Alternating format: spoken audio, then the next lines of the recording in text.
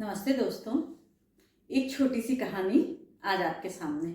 एक बादशाह था, उसने एक कुत्ता पाल रखा था। वो कुत्ते से बहुत प्यार करता था, बहुत ज़्यादा। जहाँ भी जाता था अपने कुत्ते को लेके जाता था, हमेशा साथ साथ रखता था। और प्रजा भी कभी कभी तो जहाँ वो अपने प्रजा के समक्ष जो बैठता था तब भी कुत्ता साथ में रहता था। कभी तो सबको सही लगता था, लेकिन कभी कभी ये चीज़ सबको बहुत नागवार गुजरती थी। लेकिन कोई क्या करे, क्या बोले, कौन राजा से बहस करे, कौन बादशाह से बहस करे। एक बार उनको बादशाह को दूसरे देश में जाना था और वो समुद्र से होकर जाना था।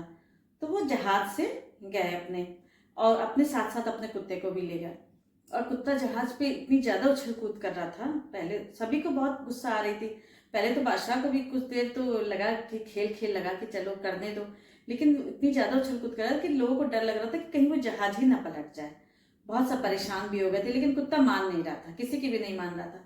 फिर थोड़ी देर बाद एक वही दार्शनिक था, उसने कहा कि इसको सीधा करने का, इस कुत्ते को सीधा करने का मेरे पास एक उपाय है, कहिए कहिए तो मैं करूं इसको। तो सब बोले, प्रजा भी बोली जो साथ में थी, और राजा भी बोले कि हाँ हाँ ठीक है करो। बस दार्शनिक ने ऐसे कुत्ते को उठाया और समुद्र में फेंक दिया। और कुत्ता बिल्कुल बिल्कुल परेशान हो गया। ऐसे ऐसे करता वो जो जहाज में एक रस्सी बंधी हुई थी उसी को पकड़ लिया, और फिर कुत्ता किसी तरह जहाज के ऊपर आके बैठ गया, और फिर एक कोने में बिल्कुल दुबक के बैठ गया। फिर कुछ भी नहीं बोला, कुछ भी परेशान नहीं किया, बिल्कुल कोने में बैठा रहा। तो सबने, बादशाह ने पूछा कि ऐसा कैसे किया तुमने। तो वो हंसने लगा, दार्शनिक हंसने लगा, बहुत सीधी सी बात है महाराज।